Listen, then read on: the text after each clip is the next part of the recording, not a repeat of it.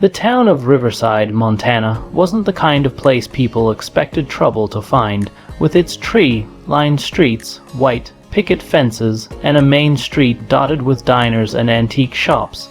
Riverside looked like a postcard version of the American dream. Locals greeted each other by name. The sheriff's deputies spent more time directing traffic than fighting crime, and the loudest thing you'd usually hear at night was the whistle of a passing freight train. But underneath the charm, Riverside had secrets. Ethan Miller leaned against the doorway of his auto repair shop, wiping grease from his hands with an old rag.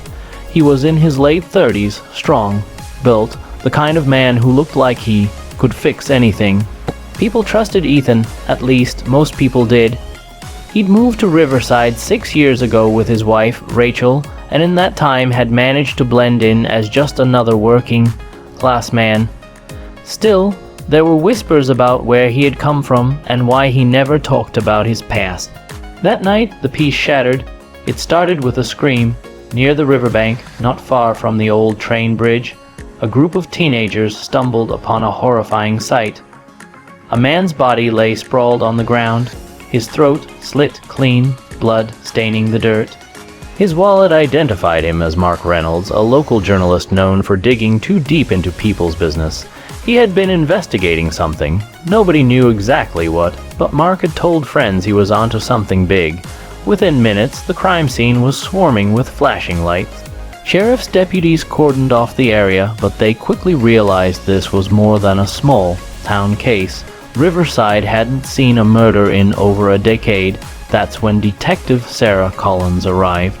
Sarah was 32, sharp-eyed and determined, with a reputation for solving tough cases in the state capital. She wasn't supposed to be in Riverside, but the state police sent her when they realized how serious this might be. She crouched by the body, scanning the scene carefully. There were no signs of robbery. The victim's wallet, phone, and watch were untouched. Whoever killed Mark hadn't wanted money. They had wanted him silenced. As Sarah stood, her eyes caught something unusual, muddy boot prints leading away from the body toward the main road. She followed them for a few yards, and that's when she saw Ethan Miller, standing under a flickering streetlight, smoking a cigarette.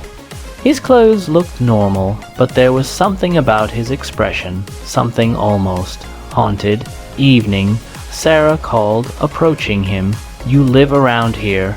Ethan took a slow drag of his cigarette, his gaze unreadable. "Yeah, just closed up the shop. Thought I'd take a walk." Sarah's eyes narrowed slightly. "Did you see or hear anything unusual?" Ethan shook his head. "No. What happened?" "Local journalist," Sarah replied. "Murdered?" She studied him, watching for a flicker of surprise or guilt. Ethan's face tightened, but he only muttered, "Damn," before flicking his cigarette into the gutter. She let him go, but she made a note. Ethan Miller, possible witness or suspect. By the next morning, the town was buzzing with rumors. People whispered in the diner about the Riverside killer. Though only one body had been found, some swore it was an outsider passing through. Others thought it had to be someone local. Mark Reynolds had written stories that angered people. Corruption in City Hall, shady business deals, even hints of police misconduct. He had plenty of enemies. Mayor Thomas Grant gave a public statement on the courthouse steps, insisting that Riverside was safe and the police would swiftly bring the killer to justice. His polished smile and confident tone reassured some, but others wondered if he was more concerned about Riverside's reputation than about justice. Meanwhile, Detective Sarah Collins dug deeper. She interviewed Mark's coworkers and found out he had been investigating the mayor's office in the weeks before his death. No one knew why, but it raised a dangerous question. Had Mark been silenced for what he discovered? That evening, Sarah returned to the crime scene alone. The sun was setting, painting the sky orange and purple. She traced the boot prints again, this time noticing a faint smear of oil on the dirt, like the kind you'd find in a mechanic's shop. It was small, almost invisible, but enough to make her think of Ethan Miller again. She decided to pay him a visit. Ethan was closing up his garage when she arrived.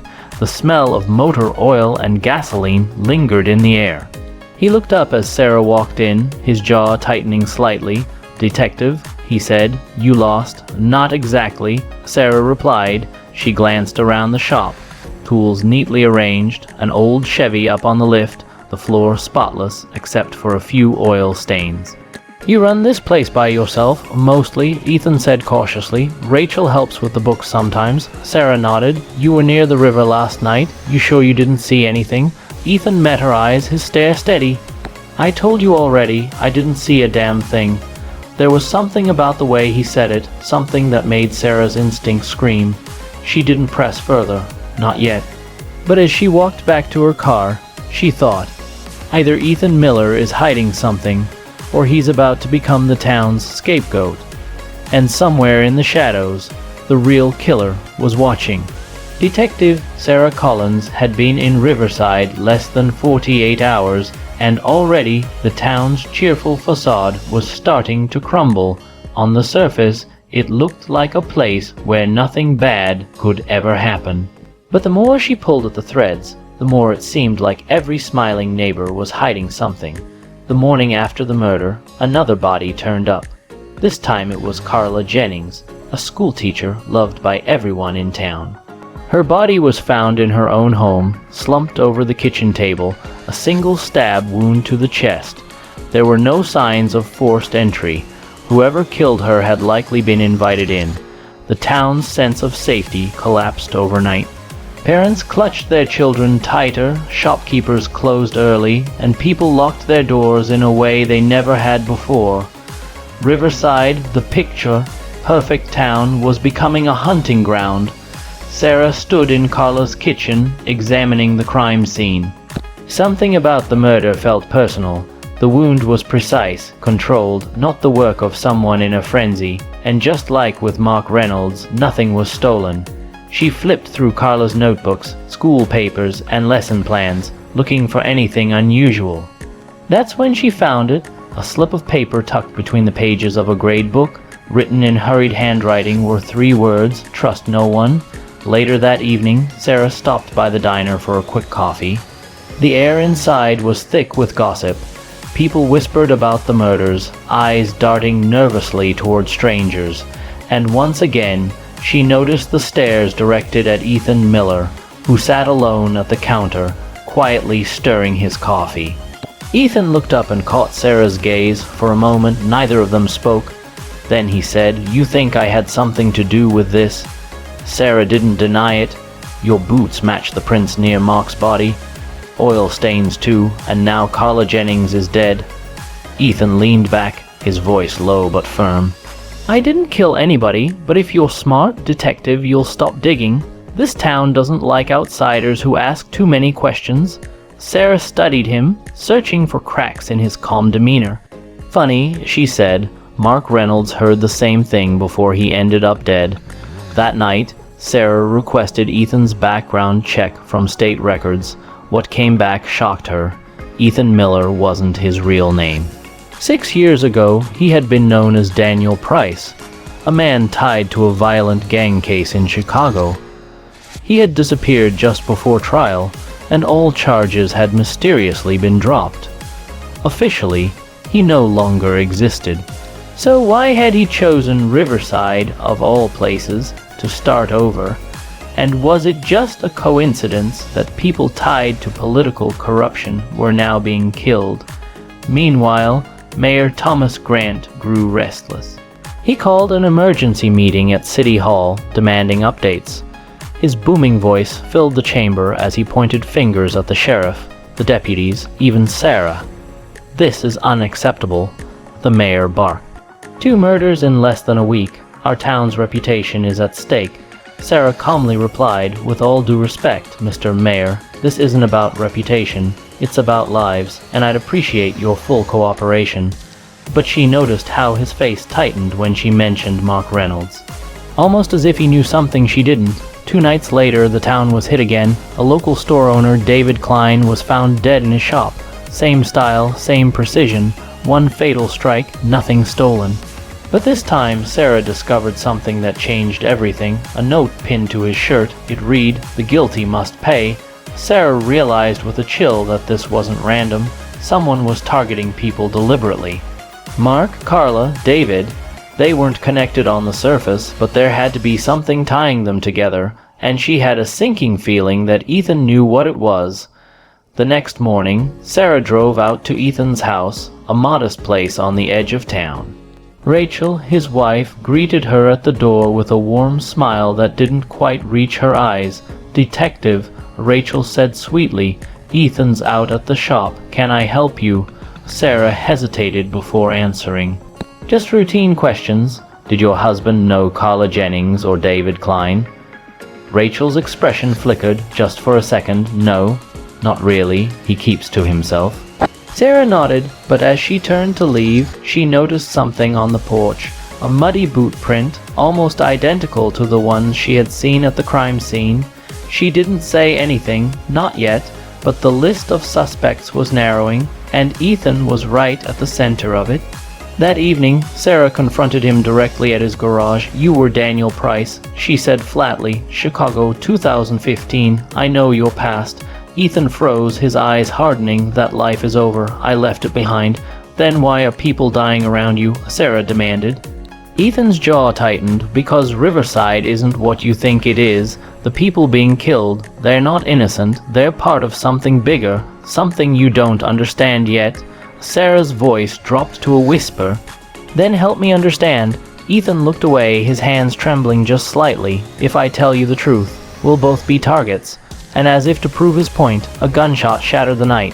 The bullet missed by inches, striking the wall behind Sarah. Both of them ducked, glass shattering around them. When they looked outside, all they saw was the flash of a figure disappearing into the darkness. The Riverside killer wasn't just watching anymore. They were hunting. The gunshot had been too close.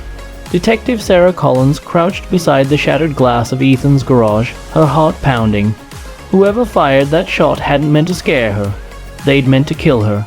Ethan slammed the door shut, grabbing a wrench from his workbench like it was a weapon. His knuckles were white as he gripped it. "They know you're getting close," Ethan muttered. Sarah steadied her breathing. Who's behind this?" For a long moment, Ethan didn't answer. His gaze was locked on the darkness beyond the garage doors. Finally, he said, "You need to look at who's dying. Mark Reynolds, Carla Jennings, David Klein. None of them were random." Sarah frowned. "So tell me, what connects them?" Ethan hesitated, his jaw tight. "They were all tied to Mayor Thomas Grant, one way or another." That night, Sarah sat alone in her motel room, the case files spread across the bed. She traced the names and dates, searching for the link Ethan hinted at. Mark Reynolds, the journalist, he'd been investigating shady deals in the mayor's office. Carla Jennings, the school teacher. Turns out, she was on the school board that approved unusual budget cuts pushed by the mayor. David Klein, the store owner, he donated heavily to the mayor's last campaign. Different people, different lives, but one common thread. Thomas Grant. Was the mayor behind the killings, or was someone targeting his circle to send a message? The following day, Sarah requested to meet the mayor in his office. He greeted her with his signature politician's smile, but there was tension in his eyes. "Detective Collins," he said smoothly. "I hope you've made progress. The town is in panic." Sarah didn't waste time. 3 victims, all with ties to you. What exactly were they involved in?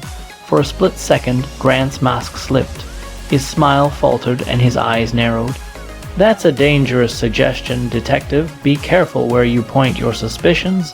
Sarah leaned forward across his polished desk. "And yet someone is killing people who orbit your world. If you're not involved, maybe you should start talking." The mayor's jaw tightened, but he didn't answer. Instead, he pressed a button, signaling the meeting was over. As Sarah left City Hall, one thought kept circling in her mind. The mayor was hiding something. Meanwhile, Rachel Miller, Ethan's wife, was unraveling in her own way. She sat on her porch that evening, staring out at the darkening sky. Her hands trembled as she lit a cigarette. For years, she had kept Ethan's secret, living quietly in Riverside under a new name. but with bodies dropping around town, the lies were catching up to them. When Ethan came home late that night, Rachel confronted him. "You promised me this was over," she whispered, her voice breaking. "You said Chicago was behind us, that we could live normal." Ethan's shoulders sagged. "I know, I thought it was, but someone's pulling strings, and it's tied to this town." Rachel shook her head, tears brimming in her eyes. "If Sarah finds out the whole truth, she won't protect you. She'll destroy you." Ethan didn't argue, because deep down he knew she was right. 2 days later, the town was shaken by a fourth attack. This time, the victim survived. Sheriff Paul Harris was ambushed outside his own home. A single bullet grazed his shoulder before he managed to scare the shooter off. Though injured, he lived to tell the story. Sarah visited him in the hospital, pressing for details. "All I saw was a mask." The sheriff groaned, but I heard the voice, male, low like he was, familiar somehow. Sarah's instinct screamed at her. The killer wasn't a stranger. He was someone embedded deep in Riverside. That night, unable to sleep, Sarah drove to the old train bridge where Mark Reynolds had been killed. She stood there, listening to the river rushing below. The place was quiet, too quiet. Then she heard footsteps behind her. It was Rachel Miller. "What are you doing out here?" Sarah asked cautiously. Rachel's eyes glistened in the moonlight. "I need to tell you something about Ethan, about why we came here." Sarah's pulse quickened. "Go on." Rachel hesitated, glancing over her shoulder as if afraid someone was listening. "Ethan, Daniel, back then, he wasn't just some mechanic from Chicago. He was an informant. He turned on a gang tied to politicians. They wanted him dead. That's why we disappeared." Sarah's breath caught. "And you think these murders are connected?" Rachel nodded. "Yes, someone here knows who he really is. They're cleaning house, killing anyone tied to Grant to keep the truth buried." Before Sarah could respond, headlights flashed across the bridge. A black SUV pulled up, its engine rumbling ominously. Rachel's face went pale. "They found me." The SUV door opened and a tall figure stepped out, face hidden in shadow. He raised a gun. "Run!" Sarah shouted, pushing Rachel behind her as bullets cracked through the night. Sarah fired back with her service weapon, the sound echoing over the water. The shooter fled into the trees, but not before Sarah caught a glimpse of something that made her blood run cold. A gold ring with the town's crest engraved on it. The kind worn only by city officials. Back at her motel, Sarah pieced the puzzle together. A killer targeting people tied to the mayor. A ring only worn by officials. Ethan's hidden past as an informant. This wasn't just a string of murders. It was a cover-up. And if she wasn't careful, she'd be the next to disappear. The morning after the bridge attack, Detective Sarah Collins woke with a splitting headache and a single thought circling her mind. The killer was tied to City Hall. The gold ring she'd glimpsed during the gunfight wasn't something just anyone could wear. It was gifted exclusively to city officials by Mayor Thomas Grant himself. That narrowed the suspect pool dramatically. But if the killer was that close to power, it meant Sarah was walking on dangerous ground. Meanwhile, Ethan paced inside his garage, restless and angry. "You should leave town," Sarah told him when she dropped by. "Take Rachel, disappear before it's too late." Ethan shook his head. "No, if we run, they'll keep hunting us. The only way this ends is if we face it head on." Sarah studied him. For the first time, she saw not just a mechanic or a man with a shady past, but someone determined to fight back.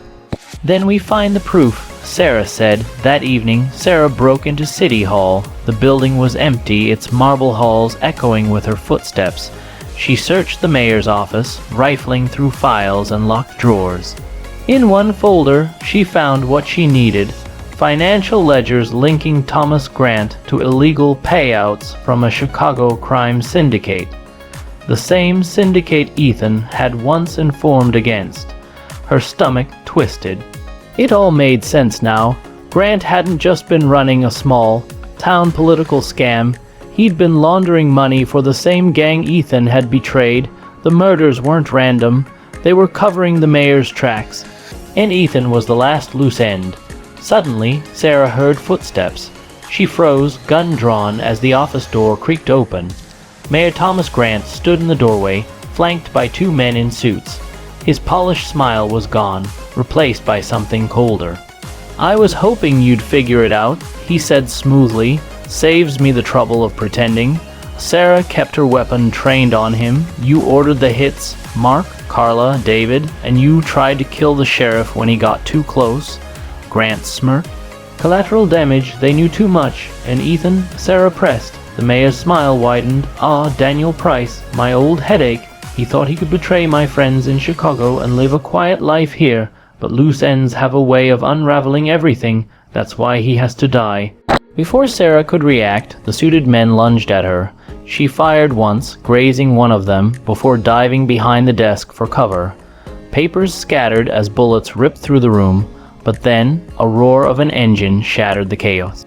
The wall of City Hall's office exploded inward as Ethan's old Chevy truck rammed through it. Glass and wood splintered everywhere. Ethan leapt out, wielding a crowbar like a weapon. "Get away from her," he shouted. The room erupted into chaos. Sarah tackled one of the mayor's men, disarming him, while Ethan swung the crowbar, knocking the other to the ground. Mayor Grant tried to flee, but Sarah caught him at gunpoint, her breath ragged. "It's over, Mayor," she hissed, but the mayor's eyes burned with defiance. "You think arresting me will change anything? Chicago runs deeper than you'll ever know." Suddenly, a gunshot cracked. Sarah spun around. Rachel stood in the doorway, trembling, holding a smoking pistol. The mayor clutched his side, collapsing to the floor, blood blooming across his suit. Rachel's face was pale, her voice shaking. "He was never going to stop, not until you were both dead." Sarah lowered her weapon slowly. The mayor gasped for air, his final words dripping with venom. "You think you've won, but the syndicate, they'll come." And then he was gone. Silence filled the shattered office. Ethan dropped the crowbar, breathing heavily. His eyes met Rachel's, full of both relief and sorrow. "You didn't have to," Rachel cut him off, tears streaming down her face. "I had to. We couldn't keep running." Sarah holstered her weapon, her mind already racing through the aftermath. The mayor was dead, his corruption exposed. The murders had been part of a larger cover-up, and now she had the evidence to prove it. But she also knew the truth. This was far from over. Days later, Riverside began to settle. The funerals were held, the sheriff recovered, and the townsfolk tried to patch their shattered sense of peace. Sarah filed her final report, tying the murders directly to Thomas Grant's corruption. The state would move in, clean up the mess. Yet deep inside, Sarah couldn't shake the mayor's last words. The syndicate was still out there, and they would want revenge. Ethan and Rachel packed their bags quietly, preparing to leave Riverside. As they loaded the truck, Sarah approached them. "You could start over," she said softly, "somewhere far from here." Ethan gave a weary smile. "That's the plan, but wherever we go, I know the past won't stop chasing us." Sarah nodded, understanding all too well. "If it does, call me." Ethan extended his hand and Sarah shook it firmly. Then he climbed into the truck beside Rachel, and they drove off down the open road, disappearing into the horizon. Riverside looked calm again, like nothing had ever happened. But beneath the surface, the shadows lingered. Because in America's quietest towns, the darkest secrets never really die.